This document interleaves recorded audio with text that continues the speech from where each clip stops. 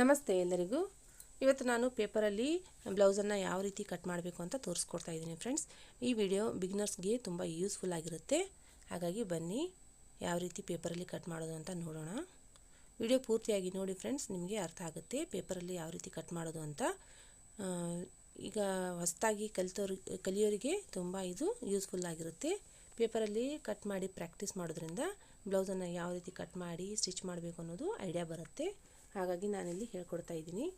ಇಲ್ಲಿ ನಾನು ಒಂದು ಪೇಪರ್ ತೊಗೊಂಡಿದ್ದೀನಿ, ಡಬಲ್ ಆಗಿರೋ ಪೇಪರನ್ನು ತೊಗೊಂಡು ಈ ರೀತಿ ಫೋಲ್ಡ್ ಮಾಡ್ಕೊಂಡಿದ್ದೀನಿ ಫ್ರೆಂಡ್ಸ್. ಇವಾಗ ನೋಡಿ, ನಾನಿಲ್ಲಿ ಫ್ರಂಟ್ ಪಾರ್ಟ್ ಮತ್ತು ಬ್ಯಾಕ್ ಪಾರ್ಟ್ ಈ ಪೇಪರಲ್ಲಿ ಒಂದೇ ಪೇಪರಲ್ಲಿ ಕಟ್ ಮಾಡ್ತೀನಿ. ಈಗ ನಾನು ಬ್ಯಾಕ್ ಪಾರ್ಟನ್ನು ಮಾರ್ಕ್ ಮಾಡ್ಕೊಂಡಿದ್ದೀನಿ. 13 ಇಂಚು ಬ್ಯಾಕ್ ಪಾರ್ಟ್ ತೊಗೊಂಡಿದ್ದೀನಿ. ಈಗ ಸ್ಕೇಲಲ್ಲಿ ಲೈನ್ ಹಾಕ್ಕೊಂಡಿದ್ದೀನಿ. ಈಗ ಇದರ ಶೋಲ್ಡರ್ ಬಂದು 5.5 ಇದೆ ಮತ್ತು ಆರ್ಮ್ ಹೋಲ್ 6 ಇದೆ. ಈ ರೀತಿ ಮಾರ್ಕ್ ಮಾಡಿಕೊಂಡು ಸ್ಕೇಲಲ್ಲಿ ಲೈನ್ ಹಾಕೋತೀನಿ.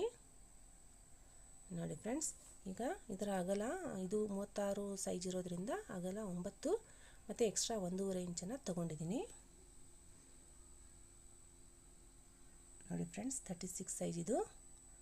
ಈಗ ಇದನ್ನು ಮಾರ್ಕ್ ಮಾಡ್ಕೋತಾ ಇದ್ದೀನಿ.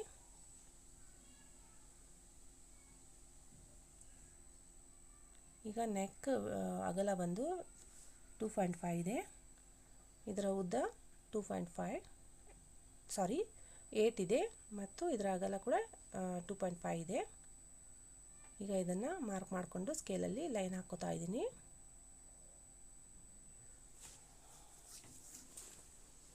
ತುಂಬ ಈಸಿಯಾಗಿ ಗೊತ್ತಾಗೋ ರೀತಿಯಲ್ಲಿ ಹೇಳ್ಕೊಟ್ಟಿದ್ದೀನಿ ಫ್ರೆಂಡ್ಸ್. ವಿಡಿಯೋನ ಪೂರ್ತಿಯಾಗಿ ಸ್ಕಿಪ್ ಮಾಡದೆ ನೋಡಿ. ಈಗ ನೋಡಿ, ಆರ್ಮೋಲಲ್ಲಿ ಮಾರ್ಕ್ ಮಾಡ್ತಾ ಇದ್ದೀನಿ. ಇದು 6 ಇಂಚ್ ಆರ್ಮೋಲ್ ಉದ್ದ ಇದೆ. ಅದರ ಅರ್ಧ ಭಾಗದಲ್ಲಿ ಮಾರ್ಕ್ ಮಾಡಿಕೊಂಡು ಈ ರೀತಿ 1.5 ಇಂಚ್ ಶೋಲ್ಡರಲ್ಲಿ ತಗೊಂಡು ನಾವು ರೌಂಡಾಗಿ ಶೇಪ್ ಹಾಕ್ಕೋಬೇಕು. ಇಲ್ಲಿ ನೆಕ್ ಕೂಡ ನಾನು ರೌಂಡಾಗಿ ಶೇಪ್ ಹಾಕ್ಕೊಂಡಿದ್ದೀನಿ.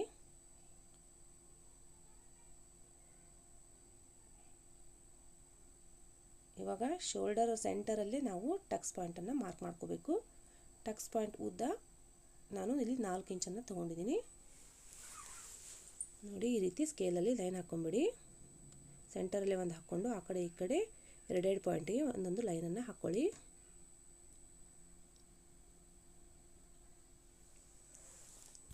ಈಗ ಫ್ರಂಟ್ ಪಾರ್ಟ್ ಫ್ರಂಟ್ ಪಾರ್ಟ್ ಮಾರ್ಕನ್ನು ಮಾಡ್ಕೊಳ್ಳೋಣ. ಇದು ಫ್ರಂಟ್ ಪಾರ್ಟ್ ಶೋಲ್ಡರ್ ಬಂದು same 5.5. Back part front part same size friends. ಇಲ್ಲಿ ಎಕ್ಸ್ಟ್ರಾ ಟಕ್ಸ್ ಮತ್ತು ಕ್ರಾಸ್ ಪಟ್ಟಿ ಬರುತ್ತೆ, ಅದಷ್ಟೇ ಚೇಂಜ್ ಆಗಿರುತ್ತೆ. ನೋಡಿ, ಇಲ್ಲಿ ಶೋಲ್ಡರ್ ನಾನು 5.5 ತೊಗೊಂಡಿದ್ದೀನಿ ಮತ್ತು ಆರ್ಮ್ ಹೋಲು 6 ತೊಗೊಂಡಿದ್ದೀನಿ. ಇಲ್ಲಿ ಕೂಡ ಸೇಮ್ 9ಕ್ಕೆ ಅಗಲ ಎಕ್ಸ್ಟ್ರಾ 1.5 ಇಂಚ್ ತೊಗೊಂಡಿದ್ದೀನಿ. ಇದನ್ನು ಮಾರ್ಕ್ ಮಾಡ್ಕೋಬೇಕು. ಈಗ ನೆಕ್ಕನ್ನು ಮಾರ್ಕ್ ಮಾಡ್ಕೊಳ್ಳೋಣ. ಇಲ್ಲಿ ಫ್ರಂಟ್ ಪಾರ್ಟ್ ಹತ್ರ ನಾನು ಇಲ್ಲಿ 6 ಇಂಚನ್ನು ತೊಗೊಂಡಿದ್ದೀನಿ. 2.5ಗೆ ಮಾರ್ಕ್ ಮಾಡಿಕೊಂಡು ಈ ರೀತಿ ಲೈನ್ ಎಳಿತಾ ಇದ್ದೀನಿ. ಇವಾಗ ಇಲ್ಲಿ ಶೋಲ್ಡರಲ್ಲಿ 1 ಇಂಚಿಗೆ ಮಾರ್ಕ್ ಮಾಡ್ಕೋಬೇಕು. ಬ್ಯಾಕ್ ಪಾರ್ಟಲ್ಲಿ 1.5 ಇಂಚ್ ಮಾರ್ಕ್ ಮಾಡ್ಕೋಬೇಕು. ಫ್ರಂಟ್ ಪಾರ್ಟ್ಗೆ 1 ಇಂಚಲ್ಲಿ ಮಾರ್ಕ್ ಮಾಡ್ಕೋಬೇಕು. ನೋಡಿ, ಈ ರೀತಿ ಮಾರ್ಕ್ ಮಾಡ್ಕೊಂಡ ನಂತರ ಇಲ್ಲಿ ನಾನು ಬ್ಯಾಕ್ ಪಾರ್ಟಲ್ಲಿ ವೆಸ್ಟ್ ಮಾರ್ಕನ್ನು ಮಾಡಿದ್ದಿಲ್ಲ, ನಡದ ಭಾಗವನ್ನು ಮಾರ್ಕ್ ಮಾಡ್ಕೊಂಡಿದ್ದಿಲ್ಲ ಫ್ರೆಂಡ್ಸ್. ಈಗ ಮಾಡಿದ್ದೀನಿ.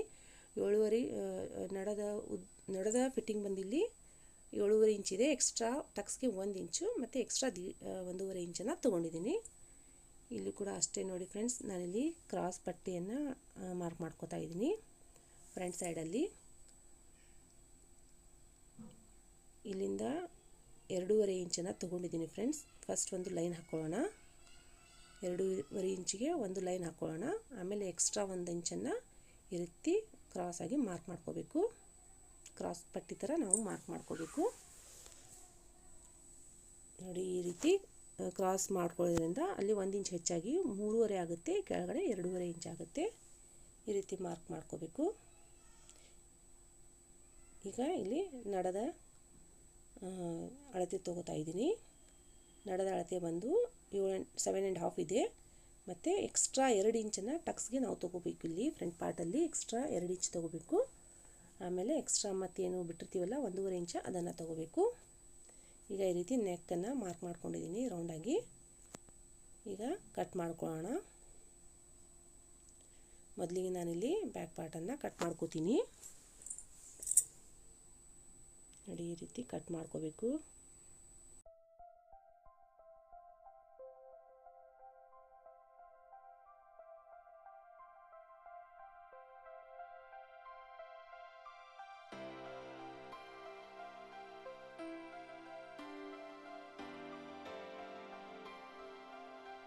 ನೋಡಿ ಈ ರೀತಿ ಶೇಪ್ ಆಗಿ ಕಟ್ ಮಾಡ್ಕೋಬೇಕು.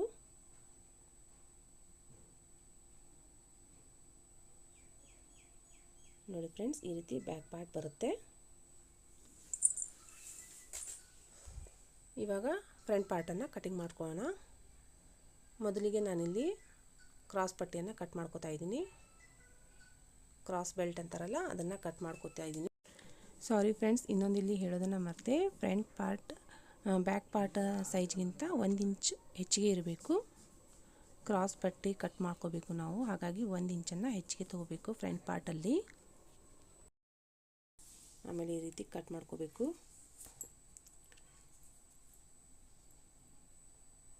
ನೆಕ್ ಕೂಡ ಕಟ್ ಮಾಡ್ಕೋತಾ ಇದ್ದೀನಿ. ತುಂಬ ಫಿನಿಶಿಂಗ್ ರೀತಿಯಲ್ಲಿ ಕಟ್ ಮಾಡ್ಕೋಬೇಕು. ಇದನ್ನು ಬಟ್ಟೆಯಲ್ಲಿ ಇದೇ ರೀತಿ ಕಟ್ ಮಾಡ್ಕೋಬೇಕು ಫ್ರೆಂಡ್ಸ್. ಈಗ ಸೆಂಟರಲ್ಲಿ ಒಂದು ಕಟ್ ಮಾಡ್ಕೋಬೇಕು. ಸೆಂಟರಲ್ಲಿ ಉಕ್ಸ್ ಬರೋದ್ರಿಂದ ಇಲ್ಲಿ ಕಟ್ ಆಗಬೇಕು. ಇದು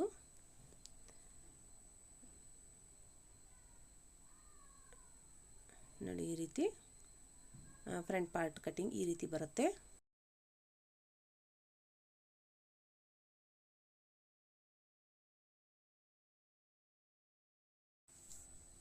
ಈಗ ಫ್ರಂಟ್ ಪಾರ್ಟಲ್ಲಿ ಯಾವ ರೀತಿಯಾಗಿ ಟಕ್ಸ್ ಅಳತೆ ಮಾಡಬೇಕು ಅನ್ನೋದು ಹೇಳ್ಕೊಡ್ತೀನಿ ಬನ್ನಿ ಫ್ರೆಂಡ್ಸ್.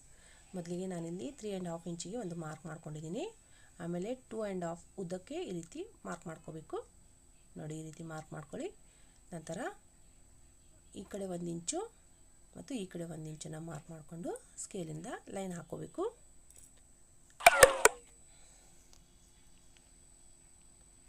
ನೋಡಿ ಈ ಕಡೆಯಿಂದ 1.5 ಇಂಚ್ಗೆ ಮಾರ್ಕ್ ಮಾಡ್ಕೊಳ್ಳಿ. ಆಮೇಲೆ ಈ ಕಡೆಯಿಂದ 1.5 ಇಂಚ್, ಈ ಕಡೆ ಕೂಡ 1.5 ಇಂಚ್ಗೆ ಮಾರ್ಕ್ ಮಾಡ್ಕೊಳ್ಳಿ. ಪರ್ಫೆಕ್ಟಾಗಿ ಟಕ್ಸ್ ಬರುತ್ತೆ. ನೋಡಿ ಇವಾಗ ಸ್ಕೇಲಿಂದ ಲೈನ್ ಹಾಕೋತಾ ಇದ್ದೀನಿ.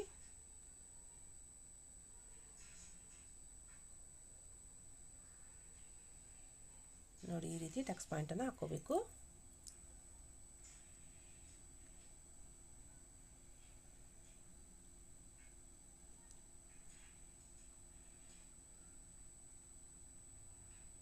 ನೋಡಿ ಫ್ರಂಟ್ ಪಾರ್ಟ್ ಕಟಿಂಗ್ ಆಯಿತು.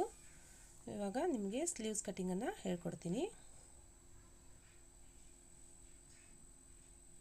ನಾನು ಪೇಪರ್ ಕಟಿಂಗ್ ಮಾಡಿರೋದು 36 ಸೈಜಲ್ಲಿ ಮಾಡಿದ್ದೀನಿ ಫ್ರೆಂಡ್ಸ್.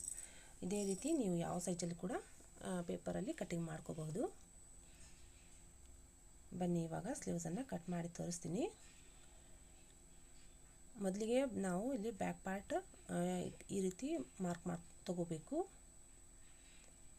ಬ್ಯಾಕ್ ಪಾರ್ಟಲ್ಲಿ ಈ ರೀತಿ ಅಳತೆ ತಗೋಬೇಕು. ಇದು ಬಂದು 10 ಇಂಚ್ ಬಂದಿದೆ.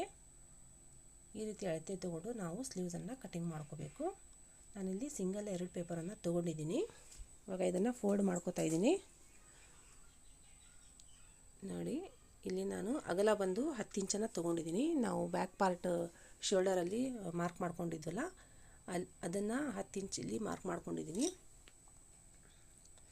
ಈಗ ಉದ್ದ ನಾನಿಲ್ಲಿ 6 ಇಂಚನ್ನು ಇಡ್ತಾ ಇದ್ದೀನಿ. 6 ಇಂಚಿಗೆ ಮಾರ್ಕ್ ಮಾಡ್ಕೋಬೇಕು.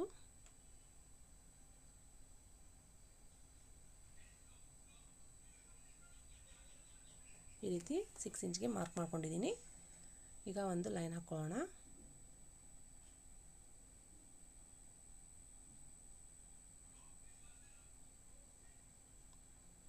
ಈಗ ಇದನ್ನು ಕಟಿಂಗ್ ಮಾಡ್ಕೊಳ್ಳೋಣ.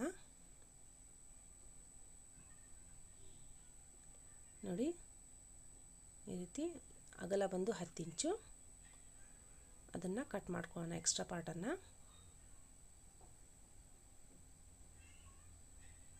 ಇವಾಗ ಇಲ್ಲಿ ಸೈಡಲ್ಲಿ 2.5 ಇಂಚ್ಗೆ ಒಂದು ಮಾರ್ಕ್ ಮಾಡ್ಕೊಳ್ಳಿ. ಈ ರೀತಿ ಕಾರ್ನರಿಂದ ಈ ರೀತಿ ಒಂದು ಲೈನನ್ನು ಎಳಿಬೇಕು.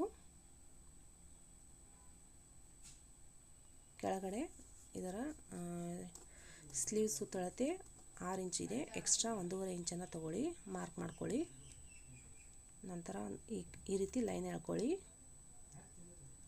ಲೈನ್ ಮಾರ್ಕ್ ಮಾಡಿಕೊಂಡು ಶೇಪ್ ಮಾಡ್ಕೋಬೇಕು. ಸ್ಲೀವ್ಸ್ನ ಶೇಪ್ ಈ ರೀತಿ ಫ್ರೀ ಹ್ಯಾಂಡಲ್ಲಿ ಮಾಡ್ಕೊಳ್ಳಿ ನೋಡಿ ಈಸಿಯಾಗಿ.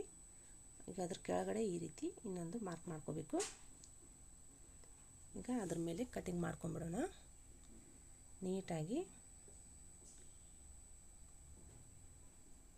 ನೋಡಿ ನಾನು ಯಾವುದೇ ಇಲ್ಲಿ ಪಾಯಿಂಟ್ಸ್ ತೊಗೋಬೇಕು ಅಳತೆ ತೊಗೋಬೇಕು ಅಂತ ಏನಿಲ್ಲ.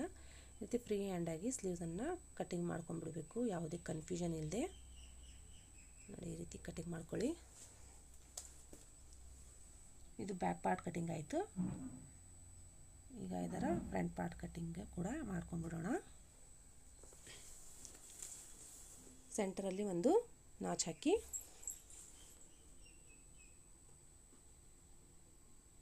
ನೋಡಿ ಈ ರೀತಿ ಶೇಪಲ್ಲಿ ಕಟ್ ಮಾಡ್ಕೋಬೇಕು.